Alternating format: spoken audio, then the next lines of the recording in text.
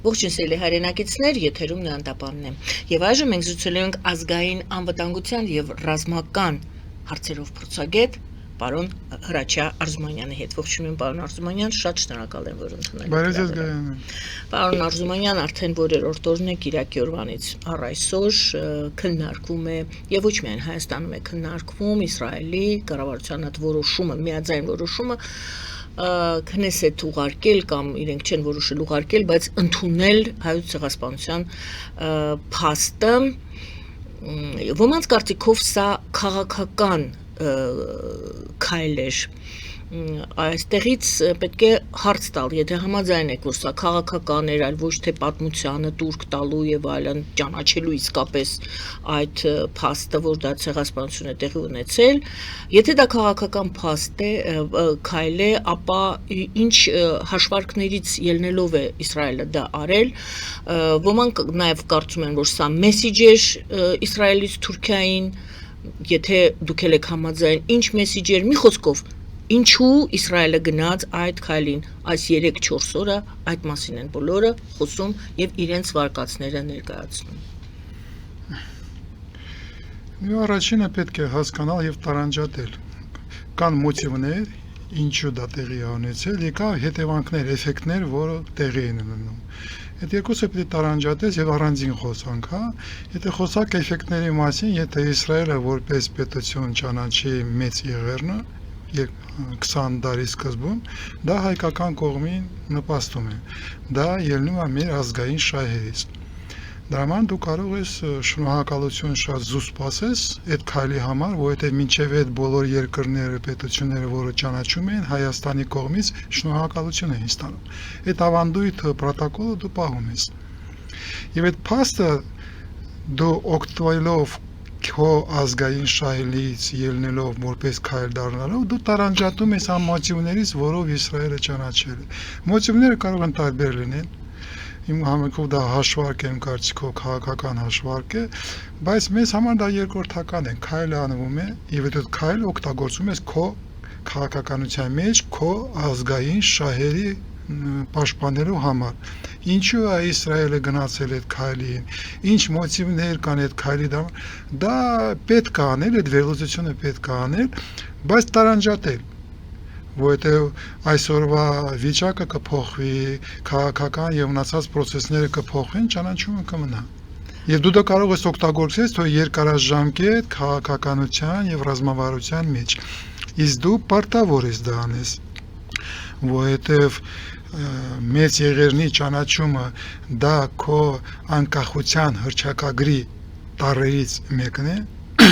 իսկ անկախության հռչակագրի վրա կառուցված է քո սահմանադրությունը եւ սահմանադրական դաշտը, դա այն կորիզային փաստաթուղթն է, որի շուրջ ամեն ինչ կառուցված է, որի շուրջ կառուցված է երրորդ հանրապետությունը։ Եթե դու մնում ես երրորդ հանրապետության ներքո երրորդ հանրապետության իշխանություն, դու պարտավոր ես անել քայլեր, որը նպաստում են մեծ եղերնի ճանաչմանը։ Այստեղ ենթադրելու կամ քաղաքականություն խաղալու տեղ չկա, բոլոր իշխանությունները երրորդ հանրապետությունին պարտավոր են քայլեր անել, ունենալ ռազմավարություն մեծ եղերնի ճանաչման եւ հետևանքները վերականգնման եւ այլ այդ հարցերի շուրջ։ Այստեղ ճակետներում խաղալու կամ ինտերպրետացիաների տեղ չկա գայանե, ինչ այսօր փորձում անել հայկական իշխանությունները։ Պարոն Արզումանյան, այստեղ շատ վտանգավոր կետ է դուք մատնանշում, ասում եք, արդեն որրորդ, այսպես ընդգծում եք, որ դա երրորդ հանրապետության հետ է կապված հայոց ցեղասպանության ճանաչումը։ Փաշինյանը մենք չենք մոռացել, որ ասում էր, ես նոր սահմանադրություն եմ հիմա անցկացնելու կամ չգիտեմ քվեարկության դնելու, եւ եթե ընդունվի այդ նոր սահմանադրությունը, այսուհետ մենք խոսելու ենք չորրորդ հանրապետության մասին, այսինքն ցեղասպանության հարցը չի գալու չորրորդ հանրապետություն։ Չեմ կարծում այսօր իշխանությունները կհամարձակեն եւ այդքան լիազորություններ ունեն նման հայցեր դնել, բայց պետք է հասկանալ հստակ այսօր։ Մենք այսօր ունենք երրորդ հանրապետություն։ Երրորդ հանրապետության իշխանություններ,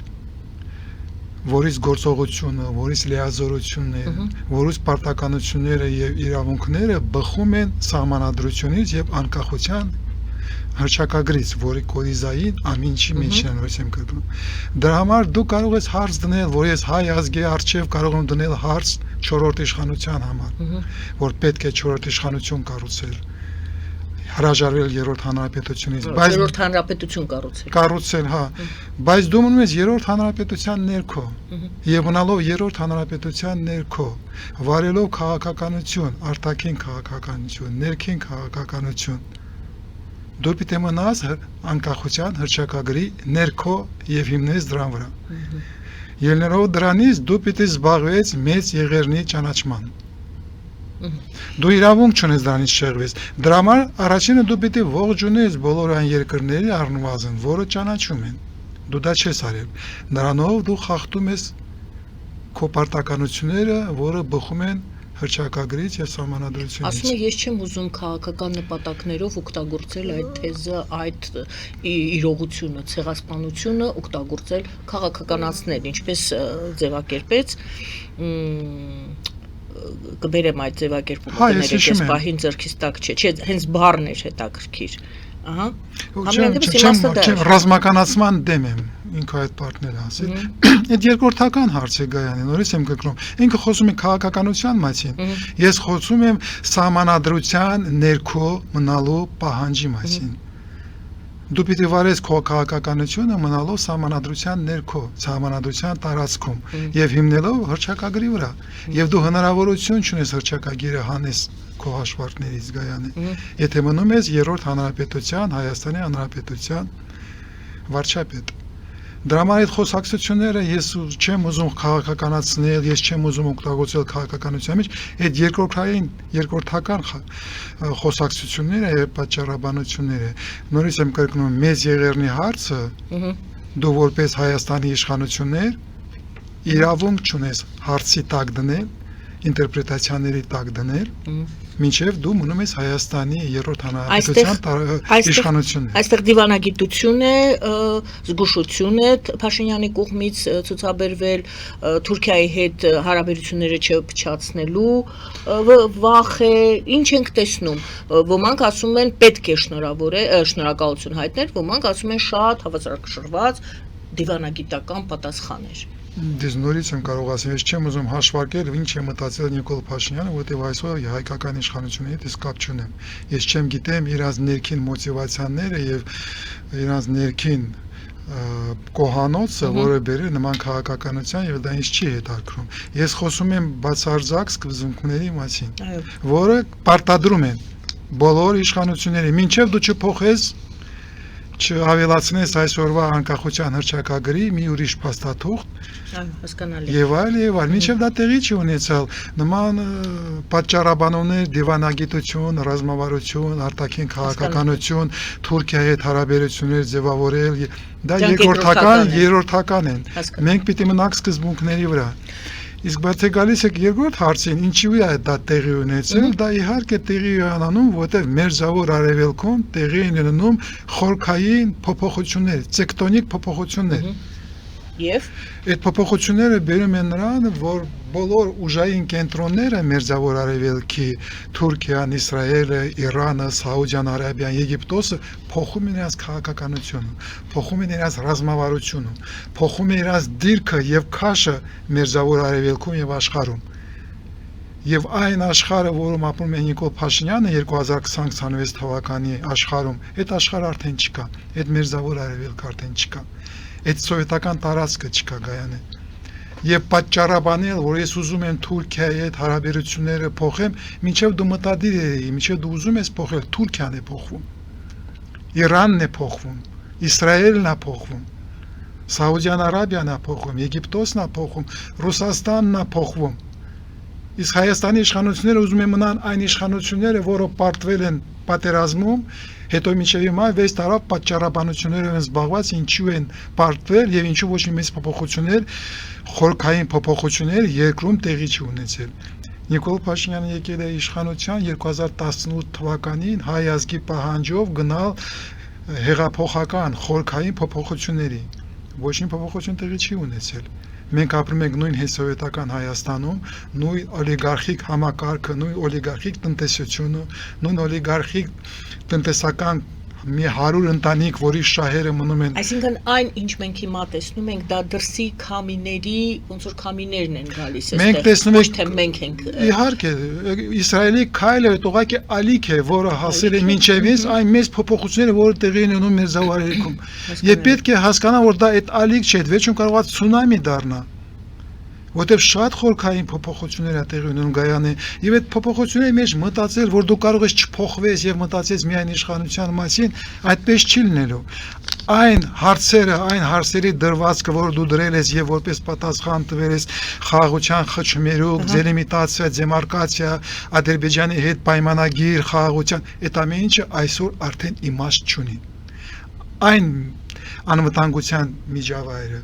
Այն մերձավոր արևելքը, որտեղ այդ հարցերը կարելի է դնել, արդեն չկա։ Բայց դու շարունակում ես պնդել այն սկզբունքները, այն մոտեցումները, որը ենթադրվում է, որ կարող են աշխատել այն աշխարհում, որը այսօր չկա, բայց հաստատ չեն համապատասխանում այս նոր մերձավոր արևելքին։ Այսինքն կարելի է այսպես ասել, մեզ համար անսպասելի էր այս քայլը, ճիշտ է, Նետանյահուն ամիսներ առաջ, կարծեմ անցած տարի, հիշում եք հարցազրույցի ժամանակ իրեն ասենց ուղիղ հարցրեցին, բա ինչու չեք ճանաչել, նա ասեց, հա, չենք ճանաչել, հա, ես ճանաչում եմ։ Այսինքն մենք իհարկե այդ տրամադրությունները լսել ենք, բայց երբեք Դե հիմա էլ մենք դեռ չգիտենք Քնեսետը ինչ կորոշի։ Մենք չգիտենք սա խաղ է, Իսրայելը Թուրքիայի հետ խաղ է տանում, ինչ որ բան է փորձում հասկացնել Թուրքիային, թե չէ։ Դա էլ չգիտենք։ Այսինքն ես հարցնում եմ, սա անսպասելի էր, սա մենք դեռ պետք է վերլուծենք ինչու է տեղի ունեցել, որպեսզի հասկանանք, թե դուք ասում եք ինչ փոփոխություններ են։ Սա իսրայելա-թուրքական հարաբերությունների տրամաբանության մեջ տեղի ունեցավ սա, թե իսրայելա-հայկական հարաբերությունների։ Չեմ կարծում, Գայանե։ Հայաստանի գործոնը ստեղ ակտուալ է, ուժեղ է, թե այստեղ իսրայելա-թուրքական հարաբերություններ են։ Եվ նորից պիտի հետ դառնաս իրականություն։ Եվ իրականության մեջ դու պիտի վերահիշես, որ Իսրայելը, Թուրքիան, Ադրբեջանը, Ռուսաստանը այն հիմնական երկրներն են, ուժային երկենտրոնային երկրները, որը կազմակերպել են երկրորդ Արցախի պատերազմը։ Եվ մենք պարտվել ենք, որովհետև մտել ենք լոկալ պատերազմի մեջ Ադրբեջանի դեմ, բայց պարզվել է մենք տարածաշրջանային պատերազմի մեջ ենք, նորից ենք կրկնում Ռուսաստանի, Թուրքիայի, Իսրայելի, Պակիստանի, Ադրբեջանի եւ ջիհադիստները, Իսրայելը եւ Թուրքիան գործընկերներ են եղել այդ։ Մինչև այս իրավիճակը ստեղծվել է Թուրքիան, Ադրբեջանը, Իսրայելը, Ռուսաստանը դաշնակիցներ են եղել Հայաստանի դեմ։ Հայաստանի դեմ վարվող պատերազմում եւ քաղաքականությունում իրանք դաշնակիցներ են եղել եւ մենք տեսնում ենք որ դաշնակիցների մեջ պարակտում է սկսում Իսրայելը, Թուրքիան, Ադրբեջանը արդեն դժգոհությունը հայտնեց Իսրայելին, Ռուսաստանը խայտարակ վիճակում է ուկրաինական պատերազմում պարակտումներ են գնում Եվ դու պարտավոր ես օգտագործես քո արտաքին քաղաքականության մեջ այս պարակտումը, որտեղ այն ալյանսը, որը քեզ բերել է պարտության եւ հիմա ստիպում է, որ գնաս քո պետական ինքնաիշխանության զիջման եւ ոչնչացման, այսօր թույլատրել են։ Բայց դու դա չես անում։ Դու մնացել ես պարալիզացված վիճակում, որովհետեւ այն ինչը տեղի է ունենում, չի համապատասխանում քո տեսլականի ինչը աշխարհը եւ ինչը Հայաստանը, ինչը Մերձավոր Արևելքը։ Եվ դու ապշած կանգնած ոչ մի բան չես անում նորից։ Կարևորը անելը չանելը չի այս առաջի երկրորդ քայլն է անել չանելը առաջինը հասկանում ես արդյոք Չեն հասկանում Գայանե ցավոք սրտի ինձ համար հասկանում ենք ինչ է տեղի ունեցել դա ինչ արձագանք էր որ եկավ այդ կառավարության կողմից այդ բանաձևի ընդունման ձևով տեսքով Առաջինը հայկական իշխանությունները կառավարությունը չարձագանքեց Նիկոլ Փաշինյանը կոմենտարի արեց որից ոչ մի բան Ադրբեջանը հայտարարեց Թուրքիան արձագանքեց աշխարհը արձագանքեց Հայաստան Հանրապետությունը որը պարտավոր է նորից եմ կրկնում ըստ սահմանադրության ըստ հռչակագրի պարտավոր էր պատասխանել մինչև այսօր չի պատասխանել Ինչը ցույց է տալիս որ Հայաստանը գրավորական կողքից դիտողի ներում է Դիտողը ինքը նույնիսկ ժամանակ նշանակում է որ հայկական կողմը ապշած է պարալիզացված է չի հասկանում ինչ է տեղի ունենում Ամենավտանգավոր ինձ համար այն է որ Հայաստանի իշխանությունները չեն պատասխանում պատկերացնում ինչ է տեղի ունենում Մերձավոր Արևելքում այսօր Հայաստանի դիվանագետները ԱԳՆ-ն չունեն այն ներուժը, որ անհրաժեշտ է փոփոխվող մերձավոր արևելքում ձևավորել նոր քաղաքականություն եւ ռազմավարություն։ Այդ կադրերը, որը եղել են իմ հասակից, ներեցեք, որտեղ ես 14 տարի աշխատել եմ ԱԳՆ-ի համակարգի մեջ։ Այդ կադրերը չկան, նրանք դուրս են եկել, ծերացել են կամ այս իշխանությունները չեն աշխատել, եւ այն թիմը, որը մնացել է, ուղղակի ունակ չեն նման հարցեր լուծել, ցավոք սրտի։ Դու այսօր պետք է կարողանաս հայության ներուժը հավաքես, մերձավոր արևելքի գիտելիքները ինչ է կատարում, որ կարողանաս ձևավորես քո նոր քաղաքականությունը, բայց այսօր այդ ման քայլեր տեղի չեն ունենում։ Ինչը հաստատ տեղի է ունենում։ Այն ինչ այսօր տեղի է ունենում Իսրայելի կողմից, դա հստակ նշում է, որ Իսրայելը թուլանում է մերձավոր արևելքում իրանական պատերազմի հետևանքով, այն պատերազմին, որը Իրանը եւ Միացյալ Նահանգները փաստորեն, ոչ թե փաստորեն, պարտվել են, հաղթելով մարտավարական օպերատիվ մակարդակի վրա, բայց ռազմավարական եւ բարձր քաղաքական մակարդակների վրա աշխարհակական պարտվել են։ Իսրայելը թուլանում է։ Քո թշնամին, որը քեզ պատերազմ է հայտարարել եւ մասնակցել է, թուլանում է։ Թուրքիան ելնելով այս ելքից փորձում է օգտագործել այդ մոմենտը եւ ավելի հզորանա։ Իրանը հզորացել է։ Իրանը մինչև այս պատերազմը լինելով տարածաշրջանային ուժային կենտրոն, այսօր փաստորեն դառնում է աշխարհաքաղաքական ուժային կենտրոն։ Իր քաշը մեծանում է, պատերազմի տարիքով տնտեսական եւ այլ շատ մեծ վնասներ է ստացել, բայց իրան քաշը մեծացել է։ Եվ Իրանի դիրքորոշումը հայկական պետական ինքնաիշխանության սյունյակի նկատմամբ բացարձակ մեր նպաստում է, նշանակում է դու Իրանի հետ պիտի փորձես մտածես ուրիշ հարաբերությունների հետ։ Իսրայելը թուլացել է, եւ դու կարող ես Իսրայելի հետ ուրիշ լեզվով խոսես։ Թուրքիայի դերը դեռ անհասկանալի է։ Պիտի մի քիչ սպասեք հուլիսում, երբ ՆԱՏՕ-ն հավաքվի Թուրքիայում, մենք հնարավորություն կունենանք հասկանանք Թուրքիայի դերը այս ամեն ինչ փոփոխությունների մեջ ոնց է կարող լինի, որտեղ Թուրքիան փորձում է նորից իր հետ բերի իր այն լծակները, որը ինքն օգտագործել է որպես օսմանյան կայսրություն, то есть աշխատել ոչ թե որպես հանրապետություն, ժողովրդավարական հանրապետություն, բայց որպես կայսրություն, նեոօսմանյան կայսրություն, ինքը փորձում է նորից այդ լեզվով խոսել ուժային մեթոդներով, եւ ելնելով այդ մեթոդներից արդեն մտել է Սիրիա։ Այստեղից են հայտարարությունները, որ մենք Երուսաղեմը հետ բերենք, մեր քաղաքն է Իսրայելին, Էրդողանի վերջի հայտարարությունները։ То есть Թուրքիան հզորանում է կամ ձևացնում է, որ ինքը հզորանում է։ Իսրայելը թուլանում է, Իրանը հզորանում է, Հայաստանը ապշած նայում է ինչ է տեղի ունենում, կրկնելով այն գաղափարները, տեսլականները, անիրական իրականությունը, որը արդեն չի լինելու։ Փորձում ենք հասկանալ Միացյալ Նահանգների դիրքորոշումը կամ Իսրայելը եւ Թուրքիան որպես ինչպես են դիտարկվում Միացյալ Նահանգների կողմից։ Կարելի է այսպես հասկանալ, որ ԱՄՆ, Թուրքիա, Իսրայել այդ երյակ, այդպիսի երյակ գոյություն չունի եւ Միացյալ Նահանգների համար կամ պետք է լիներ առաջ մինչ այժմ Իսրայելն էր լավ գործընկեր, հիմա հարցնում եմ Իսրայելը զգում է, որ իր դիրքերը այս իրանական պատերազմից հետո թուլացել են եւ Միացյալ Նահանգները ավելի լավ են վերաբերվում Թուրքիային, քան Իսրայելին։ Միացյալ Նահանգները փոխարինում են կամ փոխարինելու են Թուրքիայով Իսրայելին։ Տենց վտանգ կա եւ այդտեղ ինչ որ խնդրեմ, որ էլի Հայաստանը փորձի հասկանալ ում հետ է, Իսրայելի հետ է սրանից այսուհետ, թե այնուամենայնիվ Թուրքիայի հետ է կառուցում հարաբերությունները Հայաստան, Իսրայել, Միացյալ Նահանգներ, թե Հայաստան, Թուրքիա, Միացյալ Նահանգներ։ Ցավոք սրտի մերձավոր արևելքի անվտանգության ճարտարապետությունը ավելի բարդ է։ Եվ այդտեղ այդ բարդ ճարտարապետության մեջ եւ Թուրքիան եւ Իսրայելը ունացել են եւ ունեն մինչեւ այսօր յուրահատուկ հարաբերություններ Միացյալ Նահանգների հետ։ Իսրայելի հետ Միացյալ Նահանգները կառուցել է յուրահատուկ հարաբերություններ, որ իրան թույլ է տալիս ոչ թե ենթարկման վերահսկողության տակ պահել կամ իրանց շահերը ներկայացնել մերձավոր արևելքի արաբական երկրների հետ միջավայրի մեջ։ Սաուդյան Արաբիան մոնարխիաները եւ այդտեղ ներկայացնել Միացյալ Նահանգների շահերը որպես երկրներ, որը մեծ ազդեցություն ունեն նավթագազային բալանսի վրա։ Թուրքիայի հետ հարաբերությունները ավելի ռազմական էին եղել եւ Թուրքիան հետարկել էր Միացյալ Նահանգներին որպես ռազմական գործոն առաջին հերթին ՆԱՏՕ-ի շրջանակներում, ՆԱՏՕ-ի համակարգի մեջ, որ եւ այդտեղ Թուրքիան կատարում է խիստ կարեւոր դեր, Միացյալ Նահանգները պրոյեկտացնում էին ռազմական ուժ, աշխարհաքաղաքական ուժը դեպի Ռուսաստան, Սովետական Միություն, դեպի Կենտրոնական Ասիա, Կովկաս, հիմնելով Թուրքիայի վրա, ոչ թե Մերձավոր Արևելք ավելի շուտ Իսրայելի դերն է, բայց հիմա նորից ամեն ինչ փոխում է, Իսրայելի դերն է փոխվում,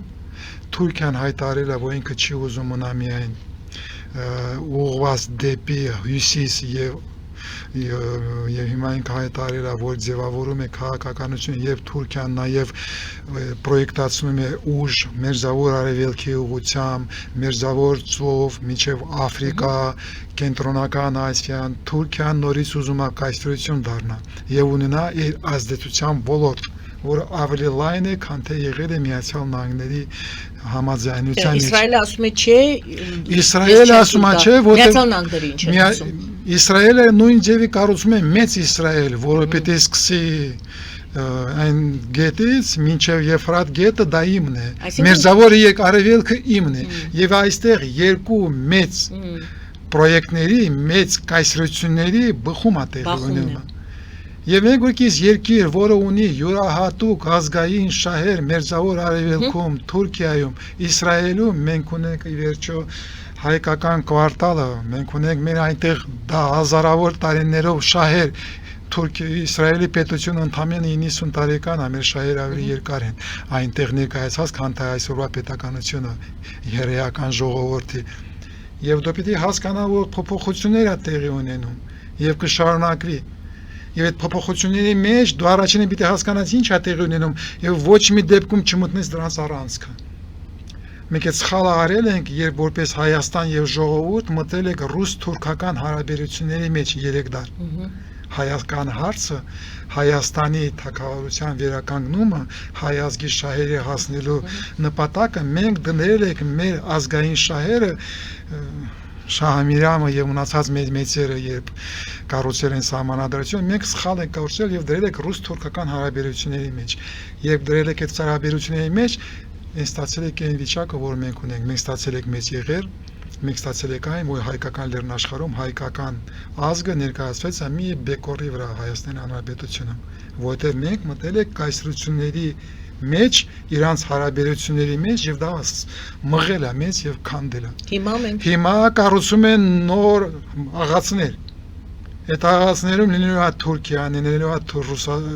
Թուրքիան, Իրանը, Սաուդյան Արաբիան, Իսրայելը եւ մենք որպես երկիր, որ ունի շահեր այդտեղ, առաջի հարցը դու պիտի դուրս մնաս այդ խաղերից։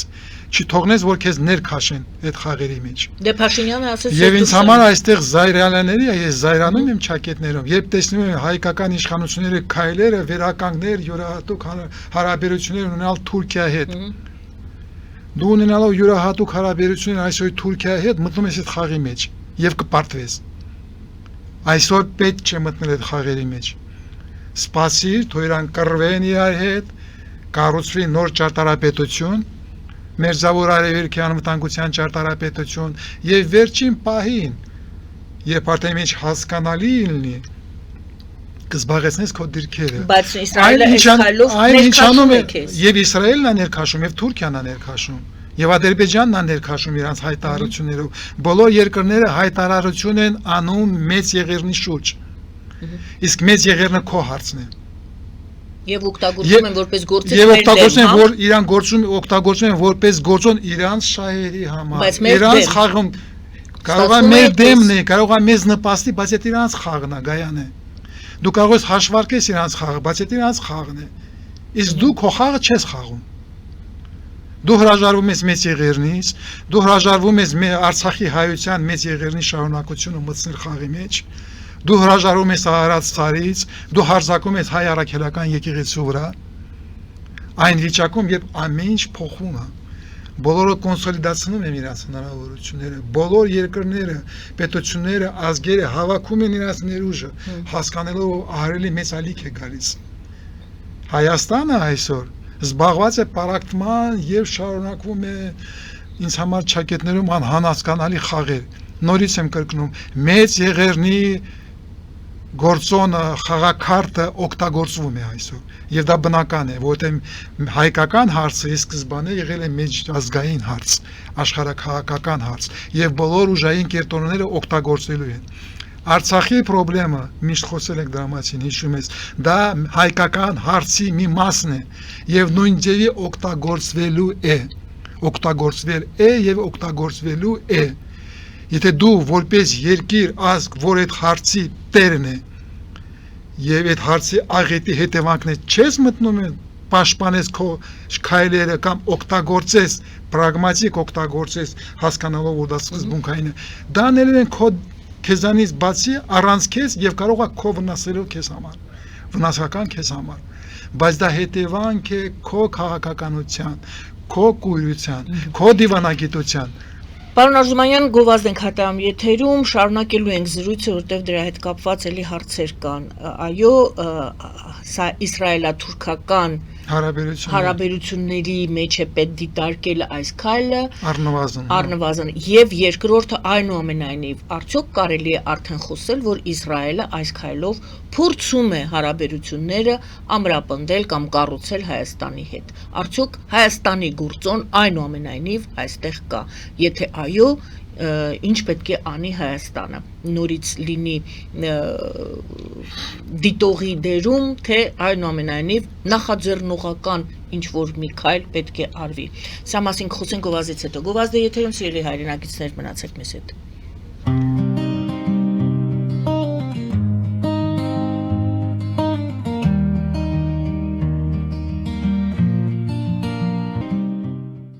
Ֆելիչե ժամանակակից ատամնաբուժական կլինիկա։ Այստեղ հարմարավետությունն ու խնամքն առաջնային են։ Այստեղ կիրառվում են ատամնաբուժական ամենաժամանակակից տեխնոլոգիաներ, ճշգրիտ ախտորոշում, արդյունավետ բուժում, նուրբ փորձառություն եւ անհատական մոտեցում։ Սկսած սովորական մանրուքներից մինչև առաջադեմ ընթացակարգեր, այստեղ դուք գտնվում եք բարձր որակավորում ունեցող եւ փորձառու ատամնաբուժական մասնագետների ձեռքերում։ Մեր բարեկամական եւ հյուրընկալ անձնակազմն այստեղ է յուրաքանչյուր այցը հաճելի դարձնելու համար։ Ֆելիչե, ձեր առողջ եւ ամենաերջանիկ շպիտը սկսվում է այստեղից։ Եկեք եւ բացահայտեք նորարարության, փորձագիտության եւ կարեկցանքի կատարյալ համադրությունը։ Երևան Փոստը Գրանադա Հյուզում տեղեկացնում է։ Դրամական փոխանցումներ 1%-ով։ Օդանավով 1 պաունդը 2.99։ Նավով ուղարկեք 1 արկղ, երկրորդ արկղը անվճար։ Ավտոմեքենաների փոխադրում անհավատալի արժեքներով։ Ինչպես նաև կահույք եւ մեծ չափի բեռների փոխադրում։ Jackpot հագուստի խանութը երկրորդ մասնաճյուղն է բացել Գլենդելի սրտում, որտեղ կարող եք ձեռք բերել եվրոպական եւ ամերիկյան ընտիր հագուստեղեն, կոշկեղեն, աքսեսուարներ, պայուսակներ ամենահարմար արժեքներով։ Նաև կարող եք ցանկացած ապրանք պատվիրել եւ ձեռք բերել կարճ ժամանակում։ Jackpot-ի Գլենդելի հասցեն է 1135 North Pacific Avenue, հեռախոս 818 813 2252։ Jackpot հագուստի լավագույն կենտրոնը Գլենդելում։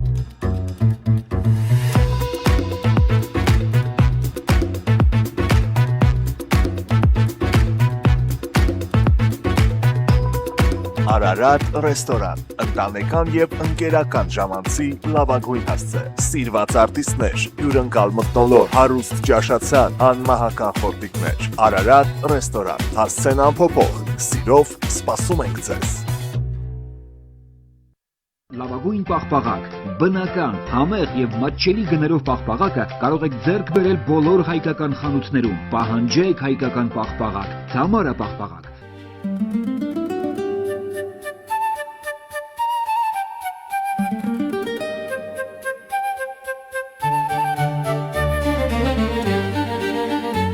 Նոյան տապան տպարան, Նոյան տապան հրատարակչություն, շարվածքից մինչև տպագրում, զանգահարեք, գրեք, այցելեք, միասին պատրաստենք ձեր գիրքը, ամսագիրը կամ թերթը, որտեղ նշվելու է, տպագրված է Նոյան տապանում։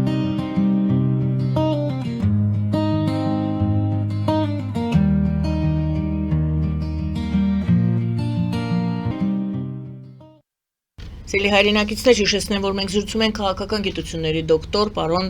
Հրաչյա Արզումանյանի հետ։ Եվ այսպես, պարոն Արզումանյան, ոմանց գնահատմամբ տեղի ունեցել հետևյալը. եթե Քնեսետը ընդունի իհարկե դեռ պարզ չէ ինչպես կվարվի Քնեսետը, որովհետև Իսրայելի կառավարությունը հրաշալի գիտեր, որ ուրեմն խորհրդարանը եւ արձակուրդ է գնալու եւ հոկտեմբերին խորհրդարանական ընտրություններ են Իսրայելում, այսինքն կամ հիմա հապճեպ իրենք պետք է ընդունեն այդ որոշումը, մի քանի օրից հետո արձակուրդ են,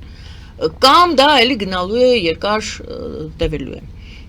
կընդունեն թե չեն ընդունի պարզ չէ, բայց բոլոր դեպքերում դե հիմա գնահատում են ինչու արեց, ինչու հիմա արեց Իսրայելը այդ քայլը, ոմանց գնահատմամբ մի ձեռքով Իսրայելը ձեռնոց նետեց Թուրքիային, Ադրբեջանը խոսենք հետո, մյուս ձեռքով ձեռքը մեկնեց Հայաստանին ընկերություն առաջարկելով, այո, այդպես կարելի է գնահատել այն ինչ տեղի է ունեցել։ Ճիշտ ասած որևէ նմուշներ ընկերության մասին չեմ տեսնում։ Դա ավելի շուտ իշխանությունների գլխում ինչ որ ձևավորված տեսլական է, տեսելիք է, որը իրականության հետ որևէ կապ չունի իմ կարծիքով։ Իսրայելի կողմից ես չեմ տեսնում Իսրայելի պատրաստությունը փոխել իր հարաբերությունները Հայաստանի հետ։ Փոխել թե կառուցել, որտեղ կա ինչ որ հարաբերություն։ Իհարկե կան հարաբերություններ, հայ-իսրայելական հարաբերությունները ռազմական են։ Մենք ունենք ռազմական հարաբերություններ։ Իսրայելը եղել է Թուրքիայի, Ռուսաստանի, Ադրբեջանի դաշնակից պատերազմի դեմ, Հայաստանի դեմ։ Եվ պատերազմը չի վերջացել։ Այդ պատերազմը շարունակվում է։ Եվ այդ պատերազմում իրանք դեռ այսօր դաշնակիցներ են։ Մինչև այսօր իսրայելական զենքը գնում է Ադրբեջան։ Մինչև այսօր Իսրայելը ունի յուրահատուկ հարաբերություններ Ադրբեջանի հետ։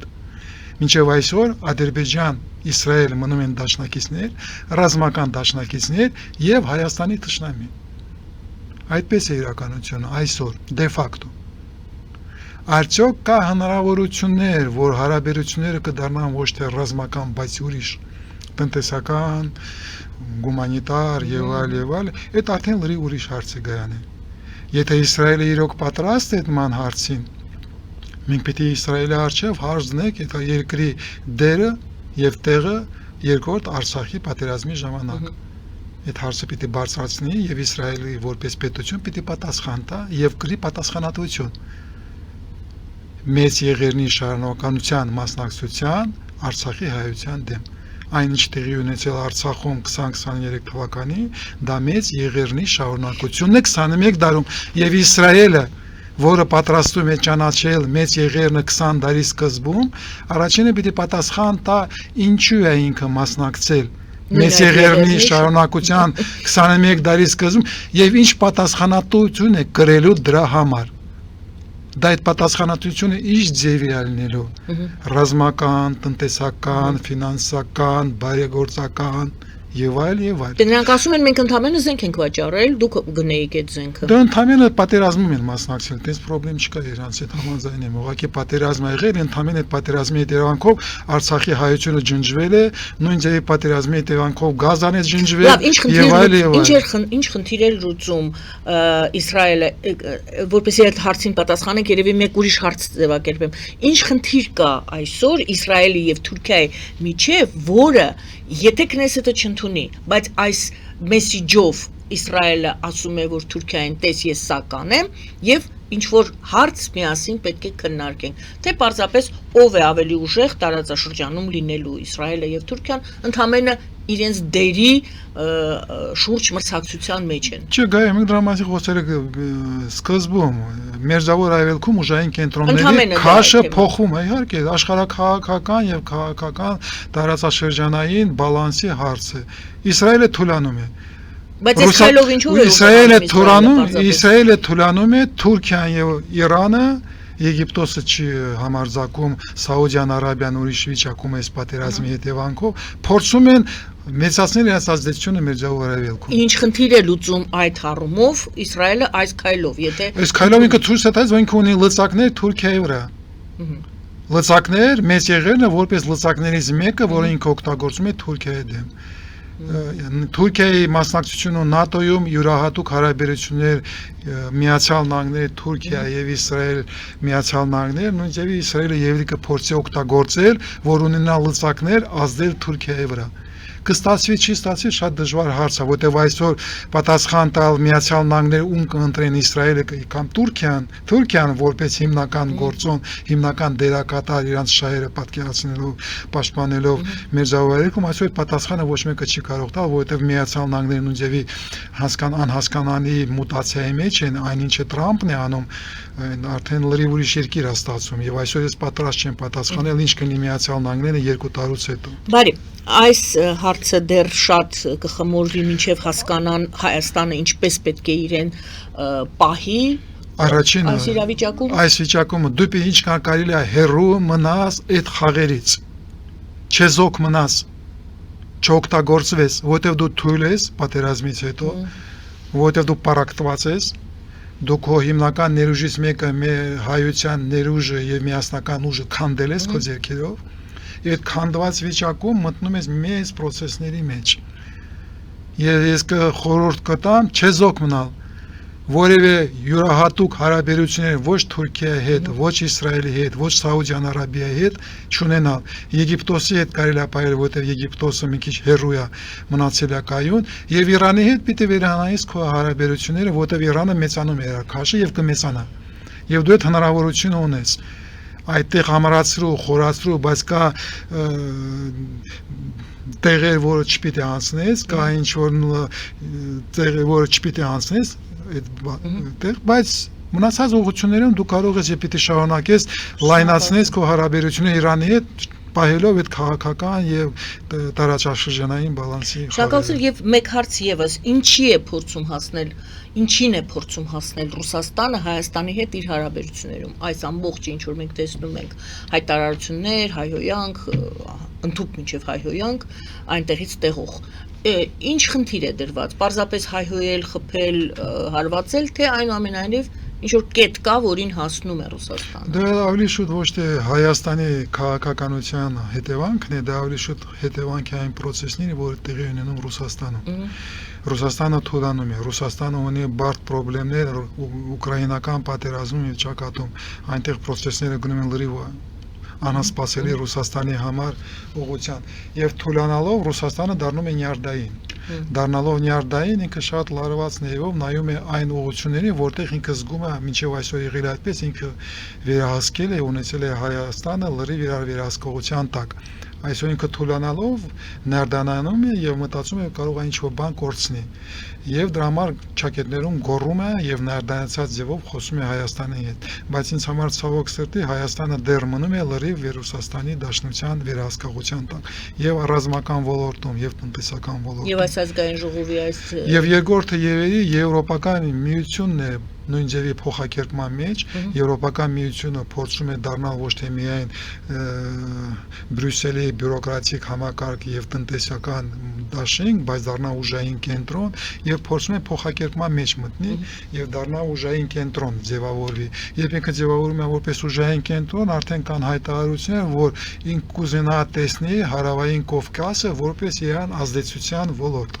Երբ հարավային Կովկասը մտնում է եվրոպական ուժային կենտրոնի մեջ, Վրաստանն էլ է մտնում։ Վրաստանն եւ Ադրբեջանն էլ։ Վրաստանին կարող են հետ բերել իրեն։ Այդպես մտադրություններ կան Եվրոպայում եւ ելնելով այդ մտադրություններից հայտարարությունից Եվրոպան փորձում է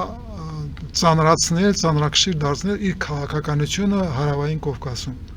Եվ դա ներդացնում է Ռուսաստանին, որտեղ ինքը կորցրել է Ադրբեջանը, կորցրել է Վրաստանը, մնացել է Հայաստանը, եթե Հայաստանն էլ է կորցնում, վիճակը փոխում է։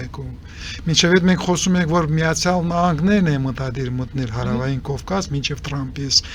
անհասկանալի խաղերը եւ պատերազմը, որը տեղի է ունեցել, որը թույլատրել է Միացյալ Նահանգները, բայց Եվրոպան նույն ձևի հայտարարություններ է արել։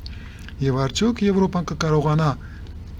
ձևավորվի որպես ուժային կենտրոն։ Արդեն այս օրերը հայտարարություն ա եղել, որ պիտի ՆԱՏՕ 3.0 կառուցենք,